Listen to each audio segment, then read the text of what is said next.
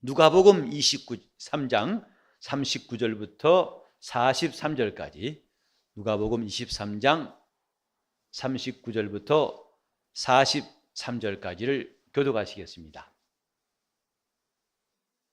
달린 행악자 중 하나는 비방하여 가로되 내가 그리스도가 아니냐 너와 우리를 구원하라 하되 하나는 그 사람을 꾸짖어 가로되 내가 동일한 정죄를 받고서도 하나님을 두려워 아니하느냐 우리는 우리의 행한 일에 상당한 보응을 받는 것이니 이에 당연하거니와 이 사람의 행한 것은 옳지 않은 것이 없느니라 하고 가로되 예수여 당신의 나라 임하실 때에 나를 생각하소서 하니 예수께서 이르시되 내가 진실로 네게 이르노니 오늘 네가 나와 함께 낙원에 있으리라 하시니라.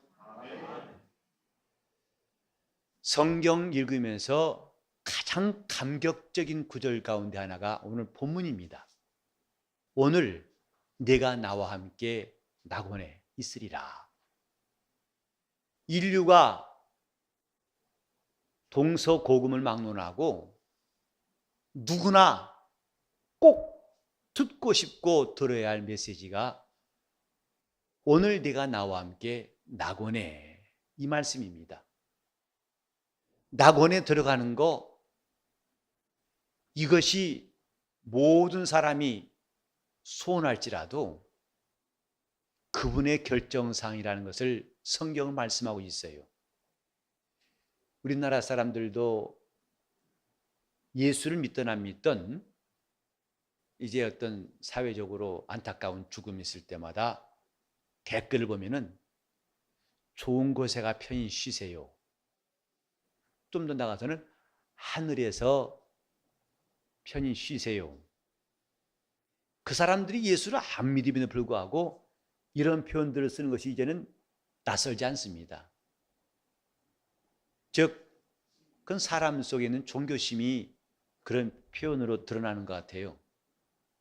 누구나 다 죽음을 맞이할 때, 또 안타까움을 죽음 볼 때에 다시는 눈물이 없는 세상에서, 좋은 세상에서 편안히 살기를 바라고 그렇게 또 추모하기도 합니다마는, 문제는 뭐냐면 이것이 인간의 원하는 것과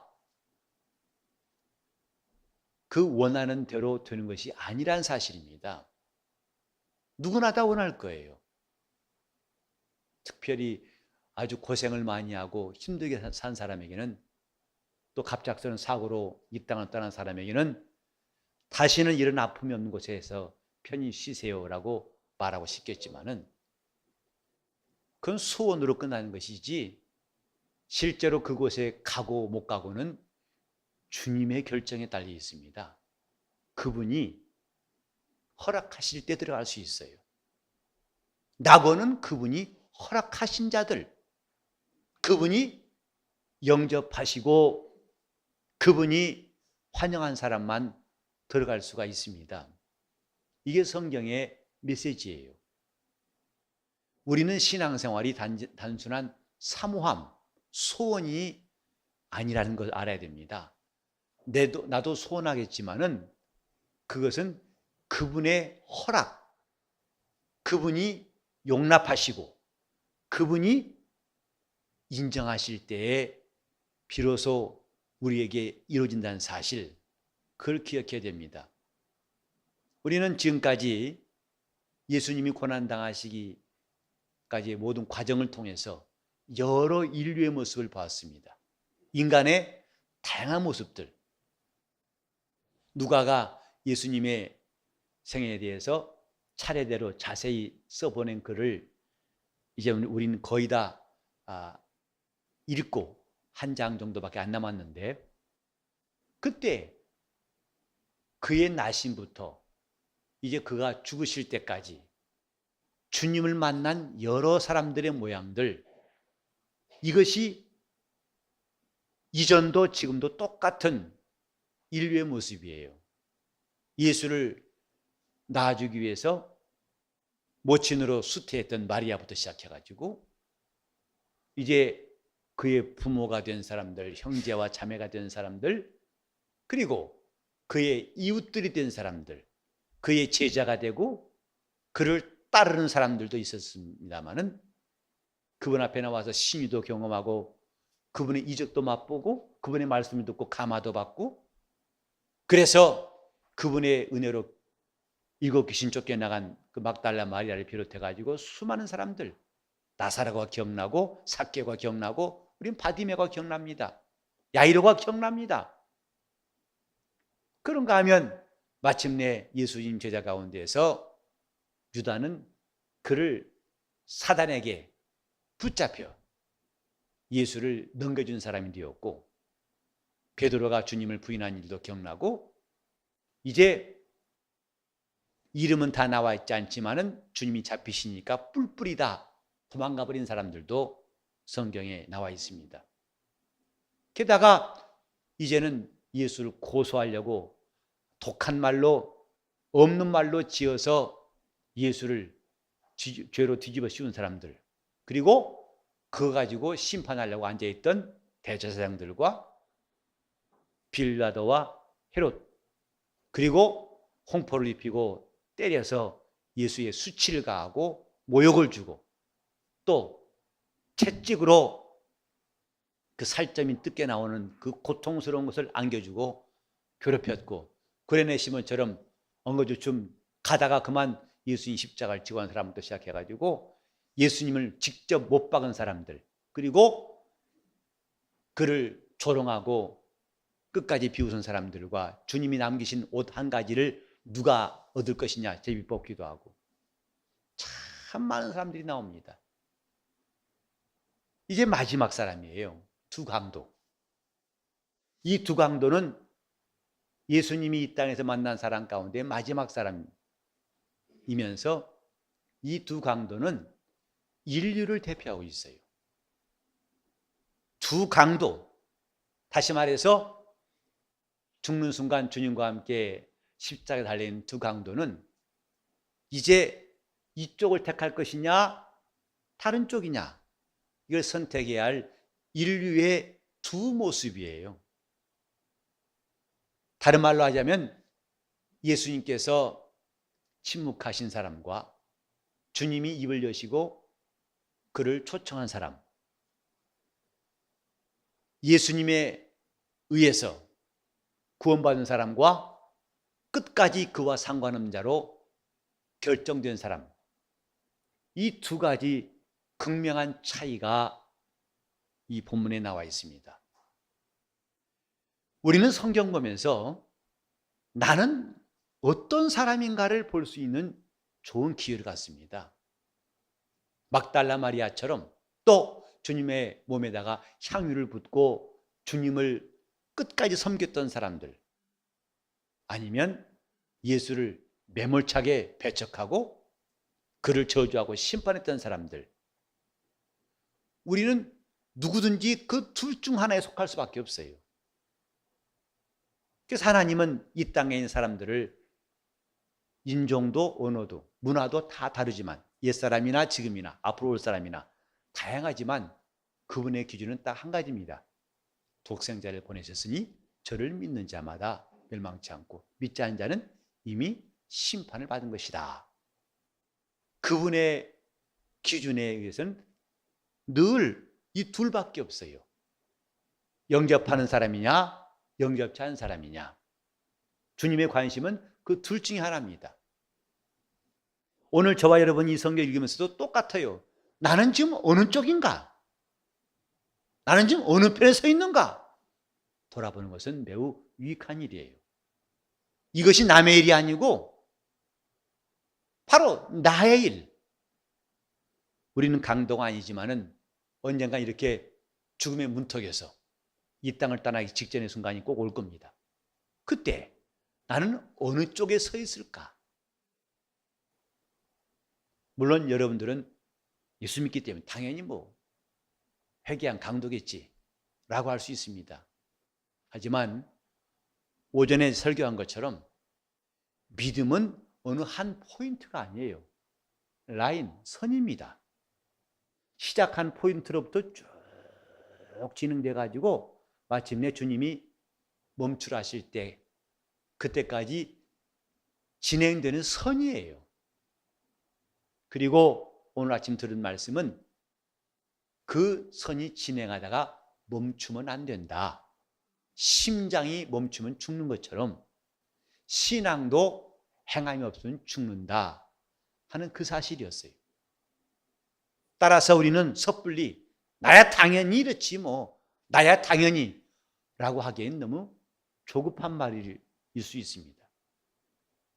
과연 그때 끝까지 주님 편에 서 있을 것인지 아니면 전 신자였든지 이전에 잘 믿었지만 지금은 아닌 사람 될 수 있을지 이런 일에 대해서 우리가 매우 조심 있게 살펴야 됩니다. 예수님께서 두 행악자 가운데 계셨다고 성경은 기록합니다. 행악자 중에 즉 예수가 의인 중에 있다 하지 않고 행악자 가운데 계셨다라고 기록한 이유가 뭘까요? 이미 예수님이 일찍이 말씀하셨죠. 내가 온 것은 의인을 부르러 온 것이 아니다. 죄인을 불러서 회개케 하기 위함이다. 그분은 죄인 가운데 오셨어요. 그리고 남의 죄를 대신 뒤집어 쓰고 죄인처럼 죽으셨어요. 행악자 가운데 예수가 있더라. 예수는 분명히 죄인처럼 죽으셨다는 것을 밝히는 겁니다. 죄인 가운데 의인이 죽었다 하지 않고 그가 죄인과 똑같이 대우받고 똑같이 죽음을 당했다. 성경이 이걸 말하고 있어요. 그러면 예수가 죄인이란 말이냐? 아니다. 하나님 예수를 살리심으로 비로소 그때 구분하시는 거예요. 그는 죄 없는 분이었다. 그러면 그분이 그렇게 처참하게 죽게 돼 고난당하고 죽게 된 그 죄는 누구 죄냐? 거기서 바로 우리 인류의 죄를 담당하셨다는 사실을 성경은 증거하고 싶어가지고 두 행악자 가운데 달리신 예수를 말하는 겁니다. 그러므로 우리 스스로가 죄인이라는 고백을 하지 않는다면 우리는 이미 그리스도와 상관이 없는 사람들이에요. 오히려 십자가에 달린 예수를 우리는 심판할 수밖에 없습니다. 왜? 내가 의인이니까. 십자가 달린 예수가 부끄럽고 그가 죄인이라는 사실을 우리가 비난한다면 우리는 결코 그리스도와 함께 할 수 없는 사람들입니다. 내가 그리스도 앞에서 죄인이라는 사실 이걸 밝힐 수 있느냐? 이것이 낙원에 초대받을 수 있고 그렇지 않은 결정적인 기준이에요. 본문은 지금 그걸 말하고 있어요. 이것을 신한 사람과 끝까지 신하지 않은 사람. 한편 강도는 그것을 인정하지 않았어요. 그리고 내가 그리스도가 아니냐? 그 말에 걸맞게 우리를 구원해야 될 거 아니냐? 무슨 그리스도가 이 모양이야? 우리를 살려줘. 그 예수를 조롱하고 그를 심판했어요. 그를 정죄했어요. 그리스도한 사실을 들먹거려가면서 이게 무슨 그리스도냐고. 나를 살려야 그리스도지. 그래서 자기는 옳고 예수는 틀렸다고 판단하는 것이 한편 강도예요. 우리는 내가 옳다고 주장할 때는 결코 예수 믿을 수가 없어요. 내가 의롭다고 하는 위치에서 결코 우리는 예수를 만날 수가 없어요. 내가 그분 앞에서 죄인임을 시인할 때만 비로소 우리는 그분이 의인이심을 인정하는 거예요. 회개는 바로 이겁니다. 나는 옳고 당신은 틀렸어. 이건 회개와 정반대예요. 나는 틀렸고 주님은 옳습니다. 이게 회개입니다. 한편 강도는 그걸 주장한 거예요. 아니 그리스도라며 뭔 그리스도가 이 모양이야? 나 살려봐. 즉 자기는 옳아요. 예수님은 틀렸다. 이게 그 주장입니다. 그러나 다른 편 강도는 말했어요. 꾸짖었다고 그랬어요. 내가 동일한 정죄 받고서도 하나님을 두려워하지 않느냐. 이 강도가 여기서 중요한 사실 하나 깨닫는데, 다른 동료와 같은 입장을 취하지 않는 이유를 첫 번째 뭐냐면 하나님을 두려워하지 않는다. 너 왜 하나님을 두려워하지 않느냐? 동시에 이 사람은 자기가 하나님을 두려워한다는 말이겠죠. 하나님을 두려워하지 않느냐 하고 동료를 꾸짖었어요. 사실 아마 이 강도는 처음일 겁니다. 이런 말한 지가. 평생 통틀어서 처음 말했을 거예요. 도둑놈 양심하고 일반 양심하고 같다고 생각하세요? 양심이 다르기 때문에 도적질을 전공하는 겁니다.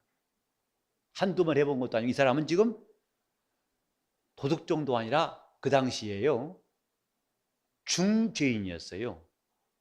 남의 주머니나 빼내간 사람이 아니라 그 당시에 밀란을 일으키고 폭동을 일으킨 사람이라고 해서 로마 정부에서는 살릴 수 없는 사람이었어요. 강도라니까 자꾸 뭘 훔친 사람 정도로 많은데, 성경의 배경을 읽다 보면은 이 사람은 중죄인, 남의 거 좀 훔쳤다가 무슨 중죄인입니까? 벌은 받겠지만은. 하지만 이 사람은 아주 흉악범, 오늘날로 말하면 극형을 피할 수 없는 흉악범이었다 이 말이죠. 근데 그런 사람이 하나님을 두려워한다면 흉악범 노릇 할 수 있겠습니까? 그는 평생 하나님을 두려워한 적이 없었을 거예요. 근데 막다른 골목에서 그는 하나님이 두려운 줄 알았다는 것이 중요한 겁니다. 신앙생활의 기초 이겁니다. 하나님을 두려워하느냐 이 말이에요. 하나님을 두려워할 때에 비로소 우리는 신앙의 기초가 설 수 있어요. 율법은 하나님이 두려운 줄을 깨닫게 하는 법이에요. 내가 이러고도 하나님 앞에서 살 줄을 생각하였느냐? 너는 여지없이 죽는다. 이것을 철저하게 가르친 법이 율법인데, 강도는 내가 하나님을 두려워하지 아니하고 하면서 자신은 하나님을 두려워한다는 것을 여기서 드러내고 있어요. 회개는 하나님을 두려워할 때 나옵니다. 신앙도 그분을 경외할 때 나올 수 있어요. 가끔 예수님 나의 친구, 주님 안녕 이런 사람도 있어요. 물론 신앙은 다양한 모습이 있겠지만은 주님이 친구라고 해서 경외함을 잃어버려서는 안 된다 이 말이에요. 그분이 우리를 친구 삼으신 것이지 그는 우리의 벗될 만큼 만만한 분이 아닙니다. 그래서 나는 이런 말 들을 때마다 좀 섬찟해요. 목사님, 나 무슨 급한 제목인데 빡세게 기도해 주세요. 그래요. 어떻게 빡세게 하는 거 어떻게 하는 거예요? 그러니까 이 사람 말은 막 강하게 마치 하나님 아빠 가듯이 하나님 꼭 들어주셔야 됩니다. 아셨죠? 막 빡세게 해서 참 감당할 수 없는 사람이라고 생각했어요. 기도는 하나님을 위협하는 게 아닙니다. 빡세게 기도하지 마세요. 왜 성경에 좋은 말이 힘쓰고 해서 간절히 기도하니 왜 그건 빼놓고 빡세게를 왜 나오십니까? 성경 좀 제대로 봤다면 그런 말 안 나왔을 것 같아요. 하나님을 경외하는 것이 지혜의 근본이라고 그랬어요. 우리 교회가 어떤 교회 될 것인가? 저는 사도행전 9장 31절에 나와 있는 것처럼 교회가 평안하게 든든히 서가고 주를 경외함과 성령의 위로로 진행하며 라는 말씀이 있어요. 우리 교회가 참 이렇게 됐으면 좋겠다. 주를 경외하는 교회, 성령이 위로하시는 교회, 그게 주님의 교회입니다.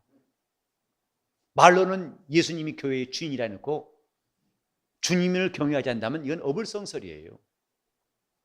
주님을 경외하는가?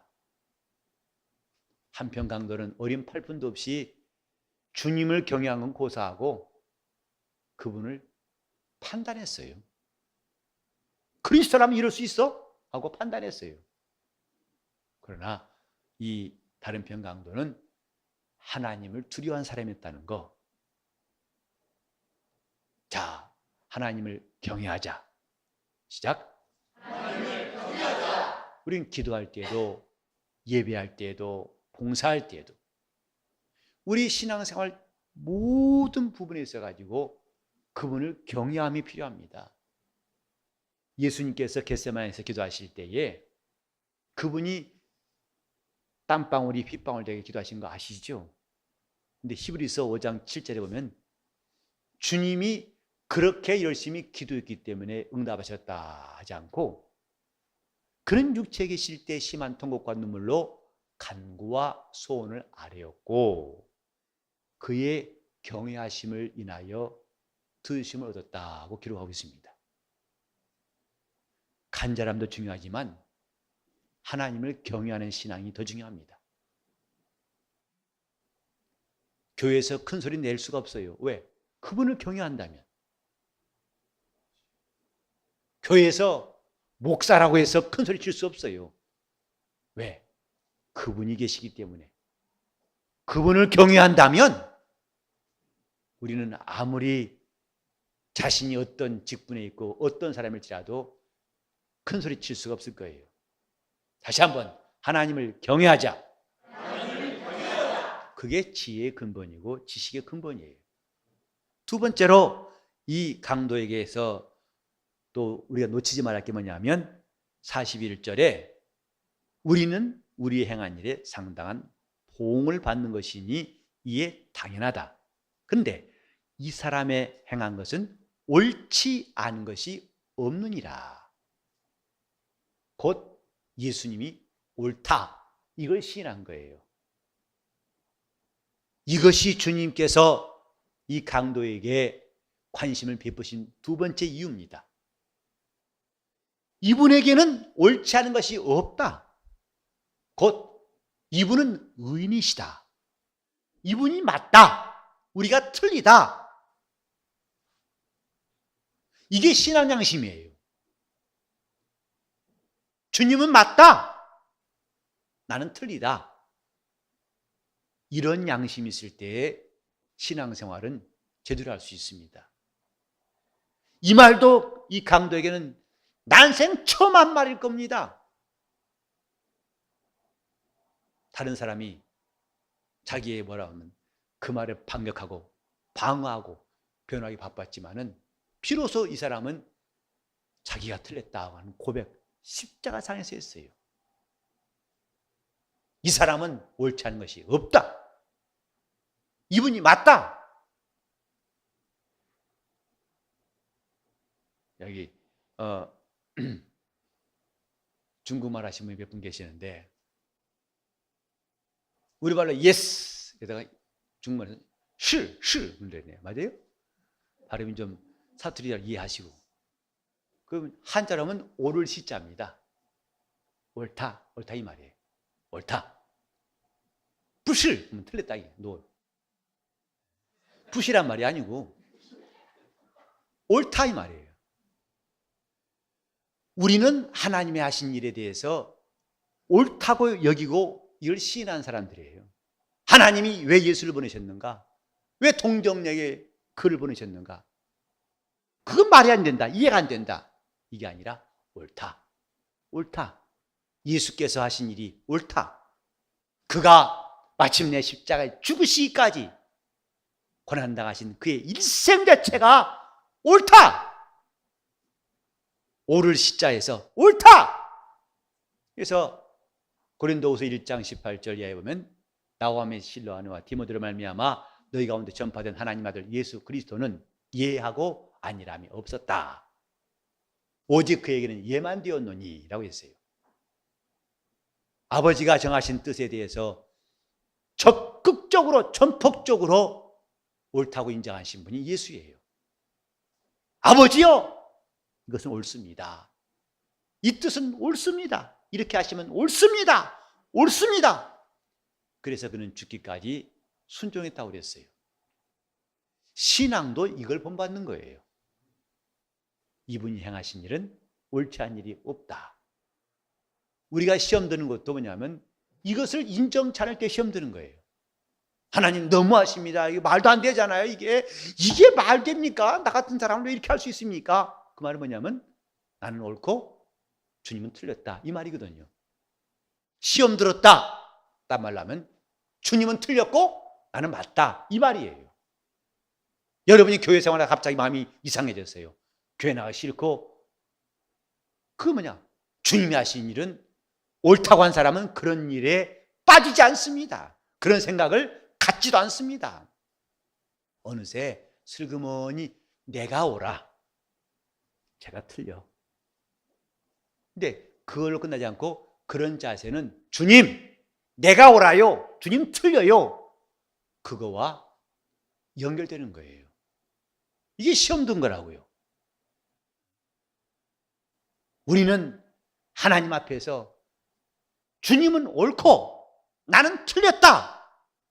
주님, 항상 주님 말씀은 옳습니다. 이렇게 말할 수 있는 신앙이 되어야 할 것입니다. 그것이 자기 영혼이 하나님 앞에 온전한 사람들인 길이에요. 이 사람의 행한 것은 옳지 않은 일이 하나도 없느니라. 하나도 없느니라. 그리고 세 번째로 이 강도에게서 주님이 관심을 가지신 것은 예수여 당신의 나라에 임하실 때 나를 생각하소서. 예수가 옳다고 그분이 의인이라고 시인한 것으로 끝나면 아무 소용없어요. 맞아, 예수님처럼 선한 분 없어, 그분은 착한 분이야 해도 그 다음 단계가 없으면 나고 못 들어갑니다. 예수여 당신 나라에 임하실 때 곧 그의 나라를 알지 못하면 헛것이다 이 말이죠. 예수를 아무리 옳다고 주장하고 변호했다 할지라도 그 나라에 관심 없는 사람은 주님도 관심을 갖지 않으신다 이 말이에요.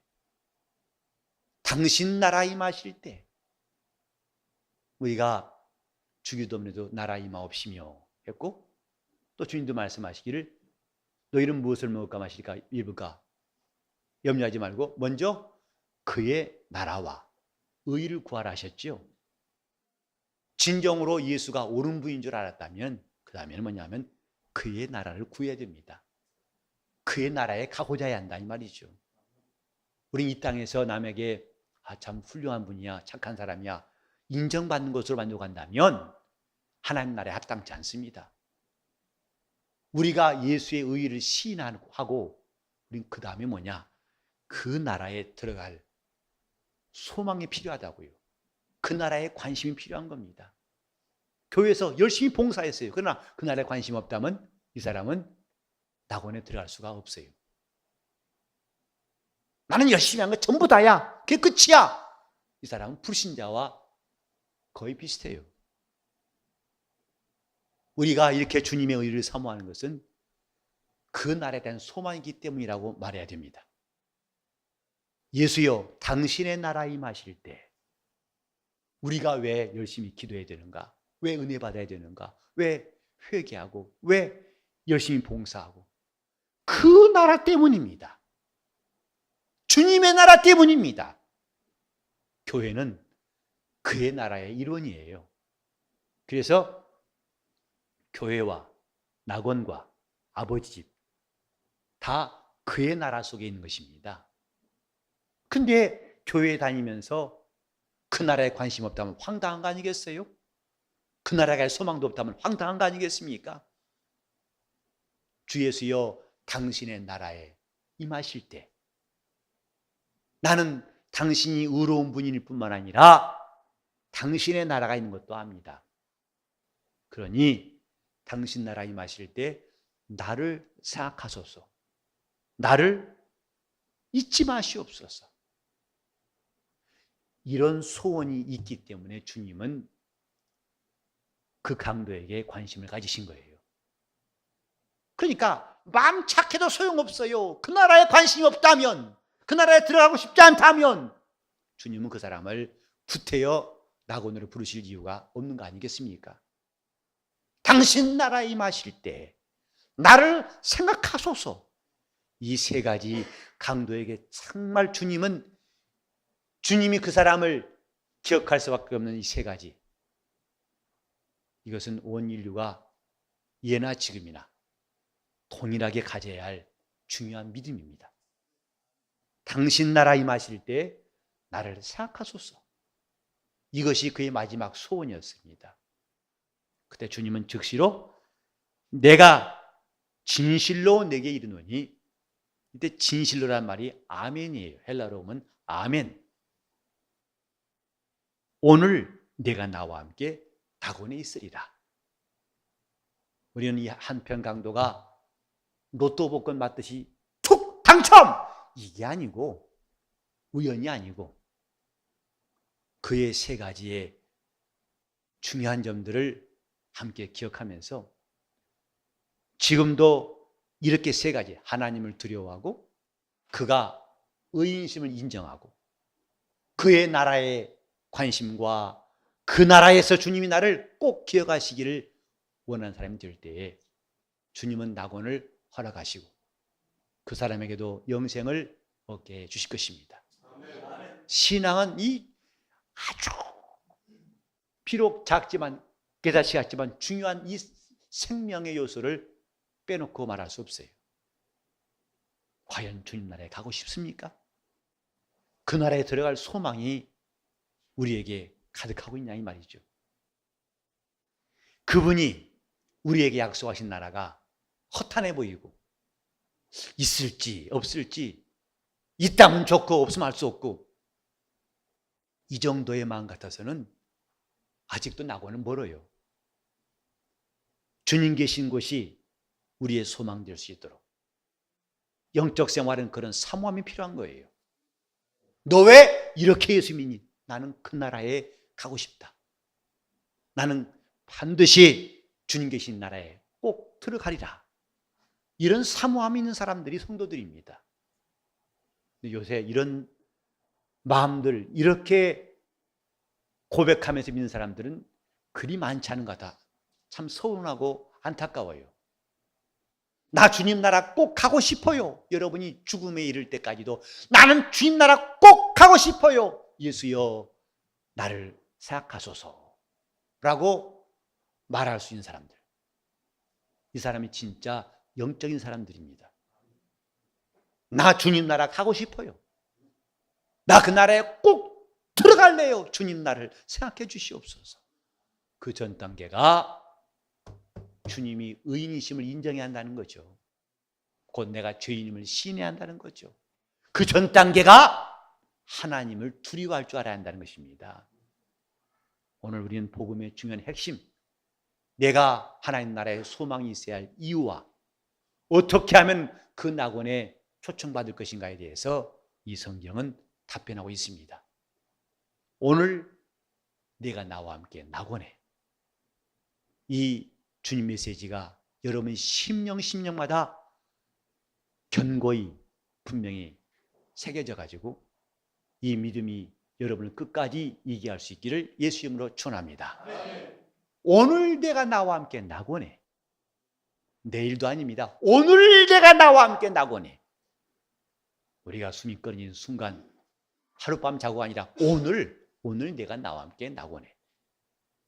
신앙은 이 소망이 있기 때문에 포기할 수도 없고 적당히 할 수도 없고 또 그 신앙을 빙자해서 엉뚱하게 장사하거나 더러운 일을 챙길 마음을 갖지 않는 것입니다. 이 소망 때문에, 예수 그리스도의 나라에 들어갈 소망 때문에 합심해 기도하실 때 오늘 이 말씀, 오늘 내가 나와 함께 낙원에 있으리라 하신 이 말씀이 나와 내 집에 빠짐없이 모든 영혼들에게 이 말씀이 응할 수 있도록 통성으로 기도하시겠습니다. 하나님 아버지, 우리가 주 예수의 나라에 들어갈 참 소망이 있어서 주님을 따르고 의지할 수 있도록 도와주시기 합니다. 하나님의 놀라운 성령과 능력을 역사하시고 인도하여 주시옵소서. 하나님 아버지, 내 영혼이 은총을 입은 다음에 우리 주님 나라가 점점 가까워지게 도와주시옵시고 그 나라의 소망을 둔 성도들로 우리 모두를 삼아 주시기를 원합니다. 주 예수께서 오늘 내가 나와 함께 낙원에 있으리라 하신 그 말씀을 강도에게 하신 것뿐만 아니라 우리 모두에게도 하시는 말씀, 그 말씀이 우리 영혼에 들려오게 도와주시고 그 말씀이 우리 가족들에게 또 우리 성도들 모두에게 들리게 도와주시고 앞으로 우리 교회 나올 사람들도 다 이 음성이, 이 말씀이 응하도록 성령께서 역사하여 주시옵소서. 주를 경외하며 예수 그리스도만이 의리심을 고백하며 우리가 주님 나라의 소망이 있는 참 성도 되게 하여 주시옵소서. 예수 이름 받들어 기도 올리옵나이다.